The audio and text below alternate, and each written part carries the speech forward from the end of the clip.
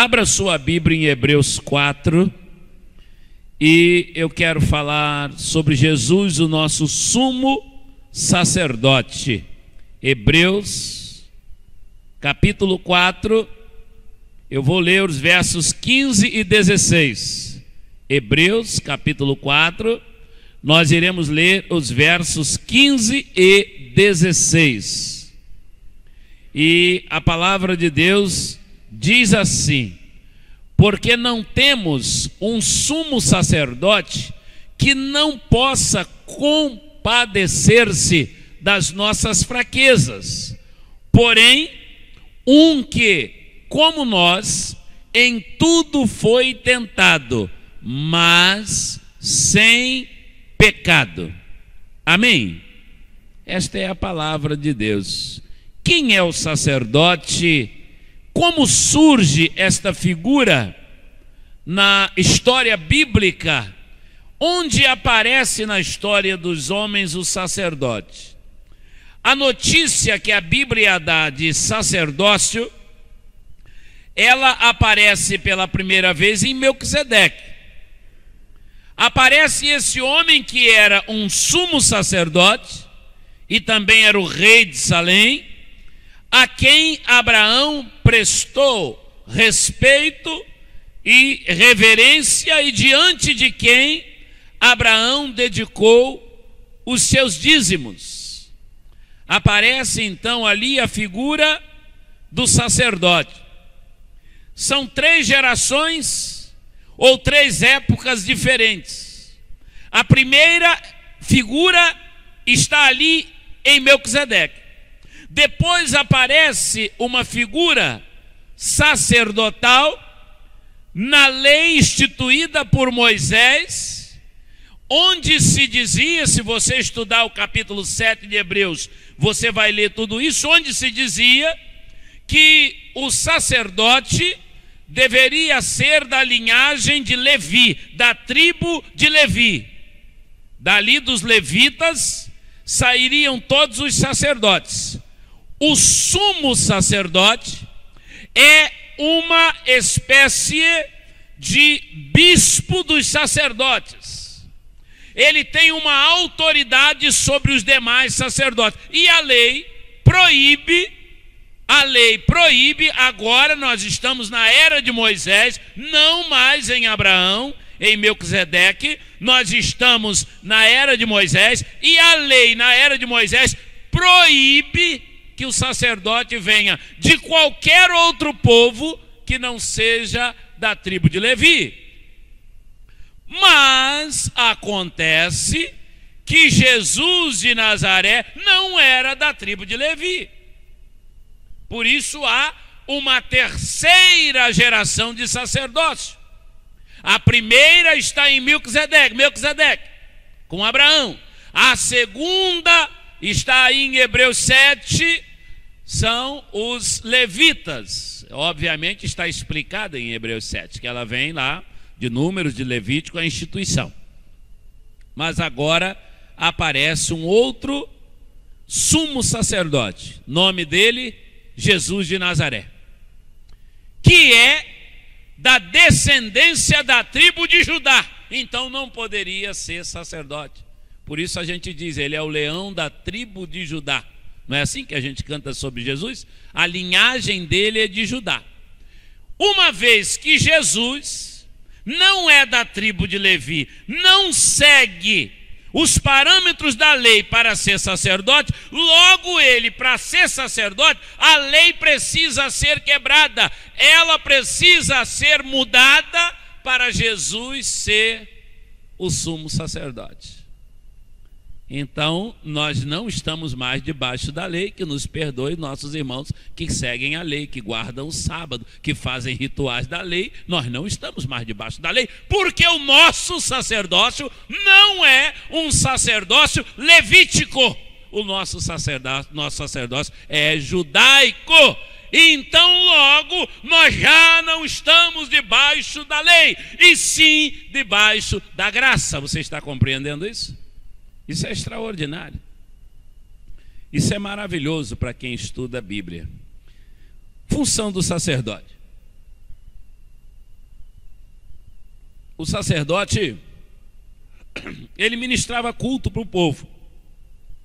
E o sacerdote, ele recebia as ofertas que o povo vinha trazendo para a casa de Deus, para o altar. E os sacerdotes, eles ministravam no altar da casa de Deus. Mas atrás, avançado do altar, havia um lugar que era chamado de Santo dos Santos. Nesse lugar chamado Santo dos Santos, nem os sacerdotes iam, só ia o sumo sacerdote. Era escolhido dentre eles um que iria ser o sumo sacerdote. Esse sumo sacerdote, ele levava os sacrifícios do povo. E a palavra de Deus deixa bem claro que o sumo sacerdote, ele tem uma intimidade, ele tem um encontro com Deus no Santo dos Santos. Por isso, no Santo dos Santos, ele queimava o incenso. E o incenso produzia fumaça. E aquela fumaça fazia com que o sumo sacerdote não tivesse uma nítida visão do Santo dos Santos. Você está em um lugar que ele está cheio de fumaça. E você sabe que no meio da fumaça está vindo alguém. Alguém está falando com você, mas você não consegue discernir os traços desta pessoa, ou você não consegue descrever os traços, porquanto havia muita fumaça naquele lugar. O sumo sacerdote, ele falava com Deus, ele conversava com Deus, ele falava dos pecados do povo para Deus, mas ele não sabia descrever o semblante do Criador, porque ele não podia ver, porquanto ele, embora sumo sacerdote, mas ele era um ser humano, e sendo ser humano, ele não tinha a perfeição. Uma das funções do sumo sacerdote era esta, levar os pecados do povo. Outra função que o sumo sacerdote tem é julgar o povo. Ele tinha poder para julgar o povo. Se o fulano cometeu um pecado, ele poderia ser trazido ao sumo sacerdote. E o sumo sacerdote tinha poder para determinar o que ia acontecer com quem pecou. Inclusive poder para dizer se iria morrer quem pecasse, e aquilo que o sumo sacerdote falasse seria executado. Meus irmãos, esse é o contexto todo do Velho Testamento, e vem esse contexto, e vem, e vindo à plenitude dos tempos, Deus mandou Jesus. Por que Jesus veio? Ele veio para ser o nosso sumo sacerdote. Ele veio, diz a palavra então, porque não temos um sumo sacerdote que não possa compadecer-se das nossas fraquezas. O sacerdote, embora ele fosse um homem separado por Deus, mas ele não deixava de ser homem. Ele não deixava de ser homem. E quando ele julgava como homem. E o homem, ele julga com impiedade. O homem, ele julga com impiedade. Não estou dizendo impiedade sinônimo de iniquidade e de pecado. Impiedade é a falta de misericórdia e compaixão. O homem, ele julga dente por dente, olho por olho, e é quase impossível o homem não transferir para o julgamento que ele faz. Eu falei há 2 ou 3 cultos atrás para os irmãos sobre o mecanismo de projeção. Os irmãos se lembram? O que é mecanismo de projeção? É quando eu tenho dentro de mim uma dificuldade muito grande e eu transfiro essa dificuldade facilmente através de julgamento. Então aquela moça que quando ela foi fazer o arroz pela primeira vez, ela queimou o arroz. E a mãe disse para ela assim: você não sabe fazer arroz, você nunca vai saber fazer arroz, o arroz que você faz não presta. Essa moça agora adulta, ela vai ter uma tendência muito grande de criticar o arroz de todas as mulheres. Ela vai comer lá na casa da dona fulana e ela vai dizer assim: a comida é muito boa, mas o arroz, negativo. Aí ela vai lá na outra irmã: não, eu gostei da comida, mas o arroz, de jeito nenhum.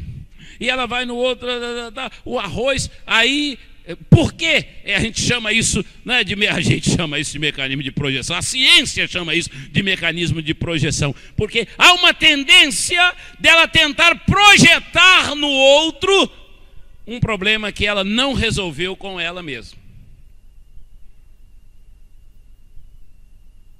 Se ela resolvesse o problema dela, seria menos crítica. Se eu resolvesse todos os meus problemas, eu não seria tão crítico. Essa é a nossa realidade. E isso aí é uma coisa que pode ocorrer num plano de brandura, em que não traga prejuízo para outros, mas também pode se transformar numa patologia, pode se transformar numa coisa doentia, e a pessoa pode começar a fazer besteira. Muita besteira. Inclusive matar. Inclusive matar.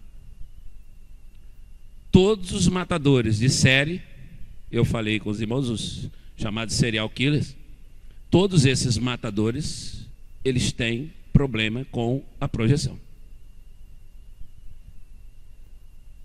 Por isso o maníaco que mata mulher, só mata mulher. E o maníaco que mata criança, ele só mata criança. Ele matou 5 crianças. Fulano de tal matou 18 mulheres. Agora esse dia apareceu um homem que matou 40 lá em Goiânia, não foi isso? Porque ele tem um problema, que ele projeta isso, e ele sente uma aflição terrível na alma dele, e a aflição dele só tem alívio quando ele mata. E se ele cismar que vai matar um camarada do seu tamanho, do seu tipo, sai da reta dele, que ele te mata fácil. Mas eu não fiz nada com ele, mas não precisa. Ele vai te matar. Eu espero que os maníacos de Campos matem os loiros cabeludos de bigode grande, que aí eu estou fora. O sumo sacerdote, ele julgava o povo, mas ele era um homem como o povo. Ele tinha suas neuroses pessoais. Ele tinha seus traumas e suas angústias. E quando ele julgava o outro, na verdade ele tentava punir no outro o que era o pecado dele. Ele ia atrás do outro para punir o seu próprio pecado. Você sabe a pessoa que sabe de todo mundo que está errado? Olha, fulano de tal está errado. Pastor, eu tenho um negócio para contar para o senhor. Aí lá vem o irmão, meu Deus do céu, vai falar mal de alguém. Aí vem, pastor, irmão fulano, passou. Quando é daí um mês mais ou menos, pastor, vem cá, quero falar um negócio com o senhor. Irmão fulano, o senhor não vai fazer nada, não? É uma forma de punir a sua angústia interior, vendo o outro sendo punido. Isso é terrível, né? Mas é nosso, isso é do ser humano. Aí Deus, na sua maravilhosa e majestosa graça, Ele olhou para nós, para o nosso sofrimento, e mandou um sumo sacerdote para nós. Esse sumo sacerdote chama-se Jesus. Ele não tem pecado, mas olha que coisa extraordinária. Ele foi tentado, mas sem pecado. Nós temos agora um sumo sacerdote que pode compadecer-se de nós, pode compadecer-se das nossas fraquezas, porque ele passou por tudo que nós passamos, assim como os sumos sacerdotes da ordem de Melquisedeque e da ordem levítica também haviam passado por tudo que nós passamos. Só que o sumo sacerdote da ordem de Melquisedeque e da ordem levítica, eles eram também pecadores. A diferença de Jesus para os outros, irmãos, é que Jesus é um sumo sacerdote que não tem pecado. E aí ele pode sentir a nossa dor, mas ele não deve o pecado. Ele é puro, ele é santo. Ele é um sacerdote. O seu sacerdócio, o seu sumo, o seu supremo sacerdócio é exercido através da compaixão. Mateus capítulo 15, no verso 32, a palavra diz assim: Jesus chamou os seus discípulos e disse: tenho compaixão da multidão, já faz 3 dias que eles estão comigo, não tenho o que comer, e não quero despedi-los com fome, para que não desfaleçam no caminho.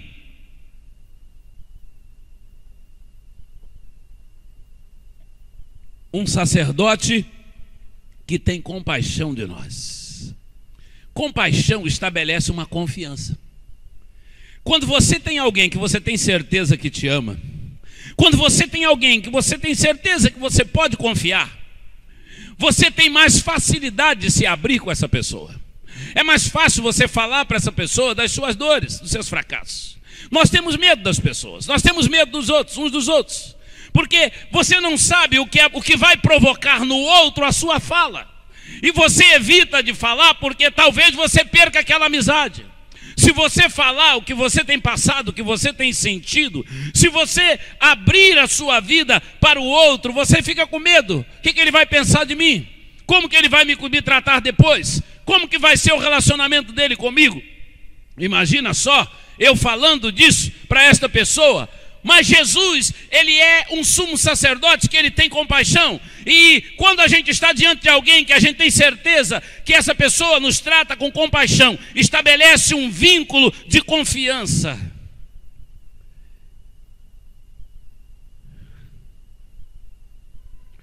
E logo que o Senhor a viu, encheu-se de compaixão por ela e disse-lhe: não chores. Meus irmãos, Jesus é um sumo sacerdote que ele se nega ao julgamento. Que coisa fabulosa isso. Coisa fabulosa. Nós somos prontos em julgar. Isso é nosso, é do ser humano. A gente julga. Você já viu aquela coisa que você vê alguém, vem fulano lá.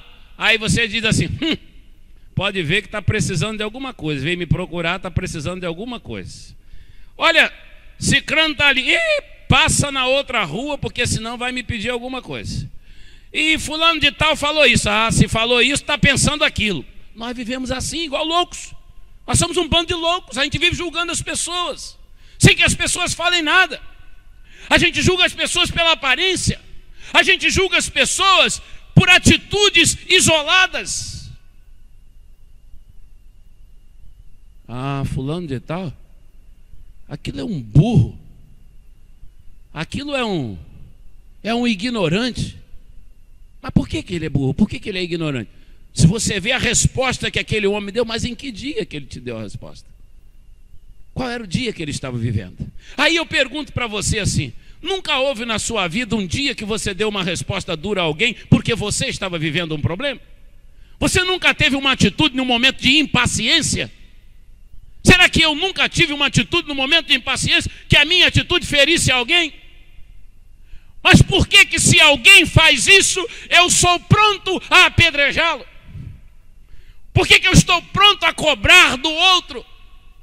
Por que o marido está pronto a cobrar da mulher e ele não está pronto a ceder? Jesus é diferente. E aí você vai lendo aqui as palavras do Senhor Jesus, quando em João capítulo 12, se você prestar atenção, João capítulo 12, verso 47, você prestar atenção nesse texto, ele pira a sua cabeça. O que é isso que Jesus está falando? Olha só, preste bem atenção. E se alguém ouvir as minhas palavras e não as guardar, eu não o julgo, pois eu não vim para julgar o mundo, mas eu vim para salvar. Constantemente nós falamos assim das pessoas que não querem ouvir a nossa pregação. Vai para o inferno, incrédulo. Vai queimar no inferno porque é incrédulo. Quem é o Senhor dos céus? Quem é o Rei dos reis? Quem é o sumo sacerdote? Nós somos maior do que ele? Presta atenção. Se alguém ouvir as minhas palavras e não crer, eu não julgo, porque eu não vim para julgar o mundo, mas para salvar o mundo. Jesus está dizendo que quem quiser crer, crê, quem não quiser não crê, que está tudo bem, que está tudo certo. Não, ele não está dizendo isso. A lição que ele está dando para os discípulos e para aqueles que andavam com ele é o seguinte: cada coisa tem o seu tempo. Julgamento é no juízo final. Julgamento não é agora, não é para julgar. Não julgue ninguém agora, é isso que Jesus está dizendo. Eu creio que Paulo transformou isso em teologia, 1 Coríntios capítulo 4. Abriu aí 1 Coríntios 4, verso 5. 1 Coríntios 4, verso 5. Julgamento é juízo final. Pastor, eu tenho um vizinho lá que não entra no céu, não. Não, mas eu não posso falar isso. Eu nunca posso dizer que alguém não entra no céu.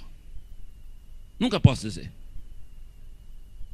Eu posso estranhar os frutos que a árvore está dando, e a Bíblia diz que nós conhecemos a árvore pelos seus frutos, mas ela não está dizendo com isso que eu estou autorizado a julgar. Ela não está me dizendo isso. Pastor, se o fruto não for bom, o senhor pode bater o martelo e pode julgar? Não, eu não posso. Eu não posso julgar.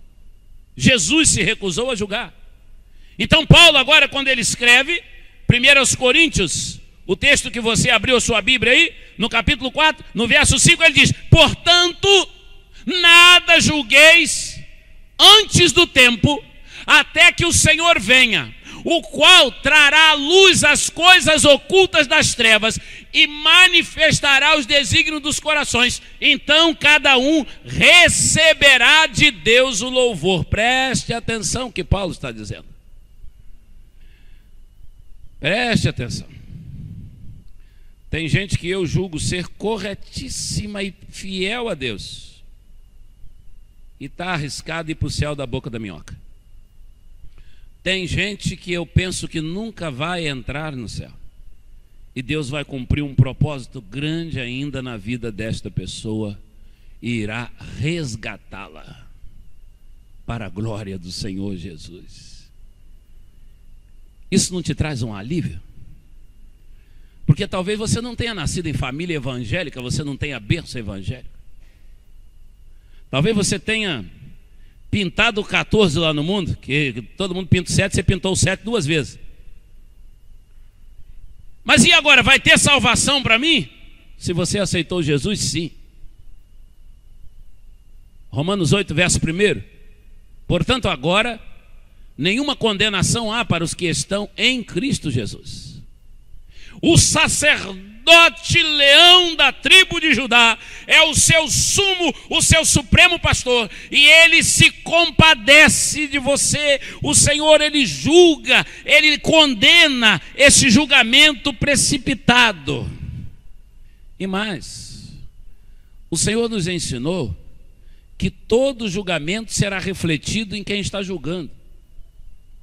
Quando ele diz assim, Lucas 6, verso 38, dai e ser-vos-á dado, boa medida, recalcada, sacudida, transbordando, vos deitarão no regaço, porque com a mesma medida com que medis, vos medirão a vós.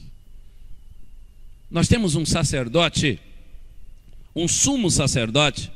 Volta lá para Hebreus 4, volta a mídia para Hebreus 4. Nós temos um sumo sacerdote que compartilha as nossas dores. Ele compartilha, ele sente as nossas dores. Sabe como é bom quando você encontra alguém que se importa com você, alguém que olha dentro dos seus olhos e você vê sinceridade quando aquela pessoa está falando com você, e quando ela te pergunta assim: como você está? Como você tem vivido? O que você está passando? E como está a sua vida? Como foi o seu dia? Qual é a sua dor? Qual é a sua angústia? Jesus, ele é assim. Ele falava com as pessoas, olhando para as pessoas. Eu disse há algum tempo atrás aqui que Jesus era um homem que gostava do cheiro das pessoas. E cheiro de gente não é uma coisa muito boa. Cheiro de gente não é uma coisa muito boa. Se cheiro de gente fosse bom, não existia Natura, Avon, não existia. Por que existe tudo isso? É para modificar o cheiro de gente. Vai dizer que você não passou um perfumezinho antes de sair de casa hoje? Por que você não veio com o seu cheiro?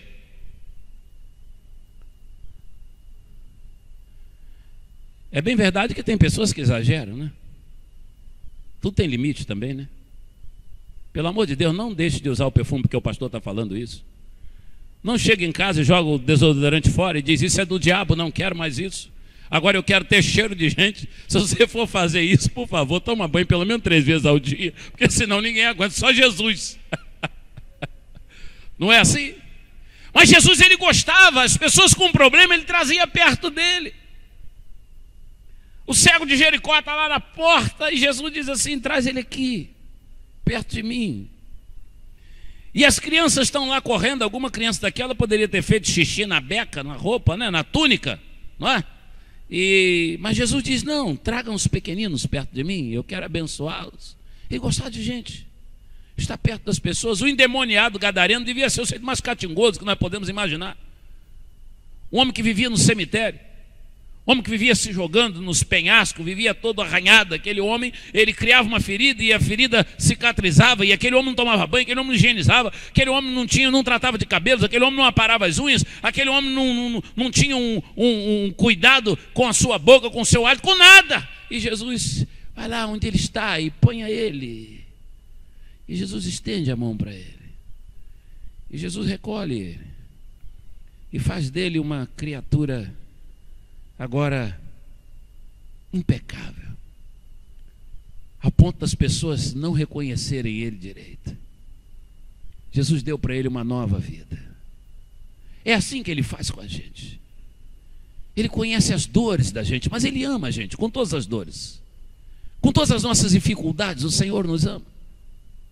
É uma canção que a gente canta que diz: mesmo sendo assim, pobre pecador, Deus me ama, Deus me ama, eu tenho um sumo sacerdote. E aí a palavra diz que esse sumo sacerdote, ele se compadece das nossas fraquezas. Por que Jesus se compadece das nossas fraquezas? Porque Jesus não pecou, ele não tem pecado, mas ele sentiu em si o peso da fraqueza. Ele chorou, ele se entristeceu, ele sentiu dor, ele sentiu fome. Jesus sentiu desamparo. Você sabe o que é desamparo? É quando a pessoa que você mais confia te abandona. Você depositou toda a confiança, ela te abandona. Você sabe o que é estar só? É quando aquele amigo que você acha que ia segurar as cordas dorme. Jesus entra em Getsêmani para orar e ele não podia falar aquilo para a multidão. Ele não ia ficar em pé numa montanha, como no Sermão da Montanha, e dizer: a minha alma está angustiada até a morte. Ia todo mundo embora. O que nós estamos fazendo aqui? Se o homem está angustiado para morrer, nós estamos fazendo o que atrás desse homem? Mas ele falou isso para pessoas da sua extrema confiança, discípulos. Nós tomamos conhecimento disso porque é para a glória de Deus. O Espírito Santo mandou e os discípulos que ouviram escreveram. Mas a multidão não sabia dessa conversa dele dentro do jardim de Getsêmani, e ele disse assim: a minha alma está angustiada até a morte.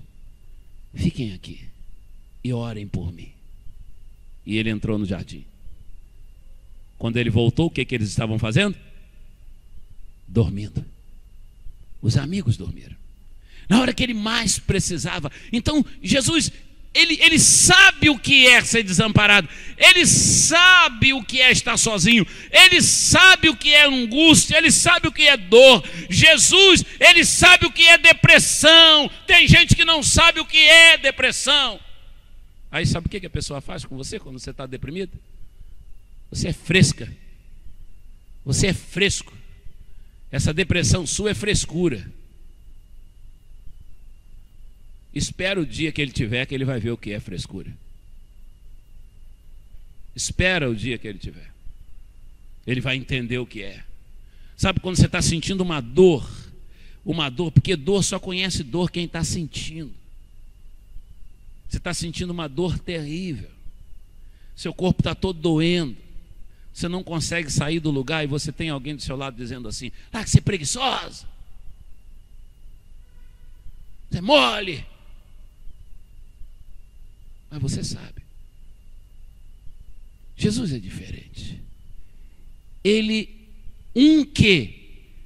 como nós, Deus permitiu que ele sentisse tudo no corpo dele. A única coisa que Deus não deixou foi entrar o pecado. E sabe por que Deus não deixou entrar o pecado em Jesus? Porque ele estava sendo preparado para ser oferecido puro pelos nossos pecados. Porque se entra o pecado nele, nós estamos todos perdidos. Aí Deus não deixou entrar, mas ele foi ao limite. Preste atenção, ele foi ao limite. Que como nós em tudo foi tentado, conheceu todas as fraquezas humanas, e conhecendo você do jeito que Jesus conhece, ele te chama de filho amado, e ele salva você, ele transforma a sua vida, ele te recebe e diz: vem, eu amo você, eu quero cuidar de você. Jesus, mas eu sou tão desobediente, mas eu quero cuidar de você. Senhor, mas eu sou tão fraco, mas eu te amo, eu quero cuidar de você. Porque não temos um sumo sacerdote que não possa compadecer-se das nossas fraquezas. Porém, temos um que, como nós, foi tentado em tudo, mas sem pecados. Isso é bom demais. Saber que não tem dor na sua vida que Jesus não possa cuidar. Amém? Amém? Eu quero orar por você nesta noite, se você quiser. E se você quiser dizer para ele: Senhor Jesus, eu te agradeço por ser o meu sumo sacerdote. Eu te agradeço por cuidar da minha alma e não estar enganado comigo, por saber quem eu sou e ainda assim o Senhor me amar. Eu te agradeço, Senhor Jesus, porque quando eu enfrento as incompreensões nesta vida, o Senhor me compreende. Eu te agradeço porque quando eu enfrento o abandono nesta vida, o Senhor é meu amigo, meu companheiro. Eu te agradeço porque quando me odeiam, o Senhor me ama. Quando jogam sobre mim toda sorte de pensamento negativo, de olhar negativo, quando tentam jogar sobre mim toda sorte de trevas, a luz do Senhor está ao meu lado. Eu te agradeço porque o Senhor é a minha luz e a minha salvação, a quem temerei. O Senhor é a força da minha vida, de quem me recearei. Quando os malvados, meus adversários, investiram contra mim para comerem minhas carnes, eles tropeçaram e caíram. Ainda que um exército me cercasse, o meu coração não temeria. Ainda que a guerra se levantasse contra mim, nele eu confiaria. Esse é o Senhor, esse é o nosso Deus. Vamos colocar em pé e nós vamos conversar com Deus nesse final de culto. E se você quiser sair do seu lugar e vir aqui para orar com os pastores, você pode sair, pode vir. E nós vamos orar juntos, vamos falar com Jesus, vamos conversar com o Senhor. Não importa qual seja a dor, não importa qual seja a dificuldade, qual seja o problema. Se Deus tem falado ao seu coração: Senhor, mas que coisa maravilhosa, temos um sumo sacerdote, temos alguém que intercede por nós, temos alguém que nos compreende tanto assim. Eu quero andar sempre com o Senhor, eu quero estar nos braços do Senhor. Pode sair do seu lugar e pode vir aqui na frente para a oração final desta noite. Deus abençoe a todos que sentirem o desejo. Pode vir em nome de Jesus. Pode vir, Deus abençoe. Deus abençoe. Quem mais quer vir? Pode vir, em nome de Jesus. Em nome de Jesus. Quem mais quer vir? Pastor, eu quero. Posso ir? Pode vir, em nome de Jesus.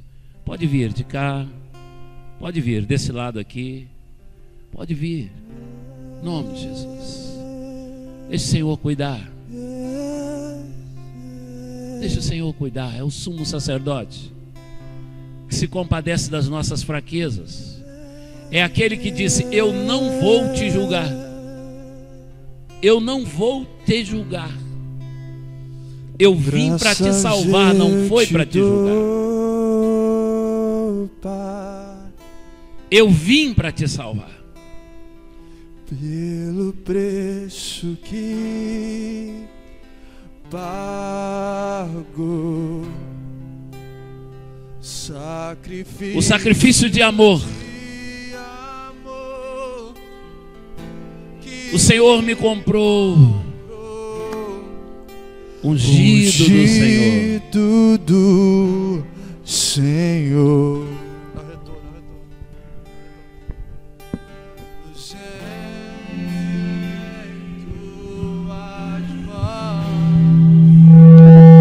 Olha, quem sabe esse é o tempo de Deus para a sua vida.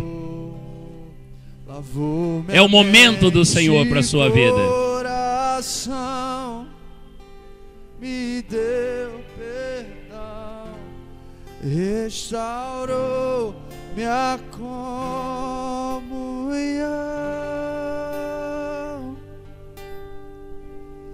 Digno é o Senhor, sobre o trono está, soberano Criador. Vou sempre te adorar,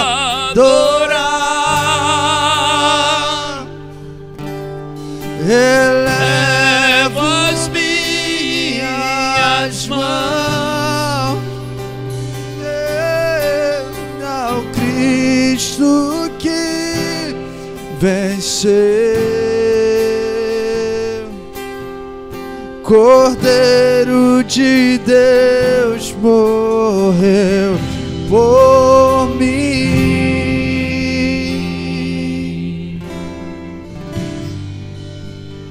mas ressuscitou.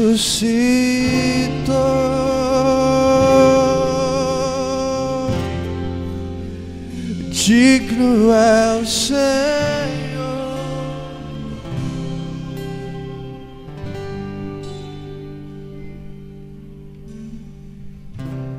Eu quero falar uma coisa para você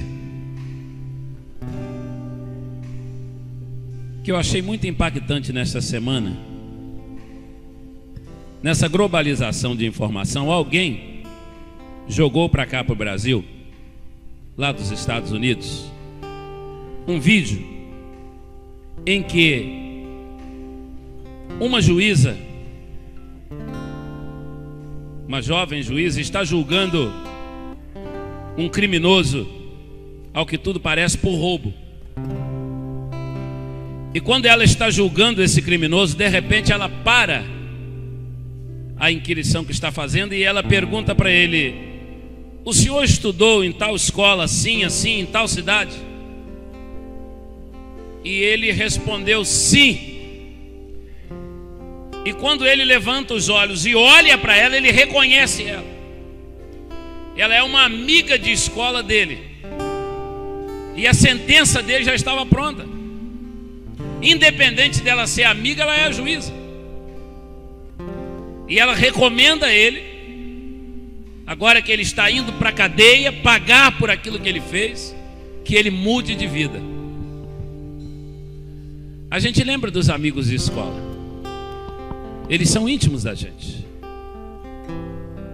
Jesus é um amigo que a gente tem. Mas quando Paulo disse assim: nada julgueis antes do tempo, até que venha o Senhor, o qual trará a luz. Ele está dizendo assim: um dia Jesus vai voltar juiz.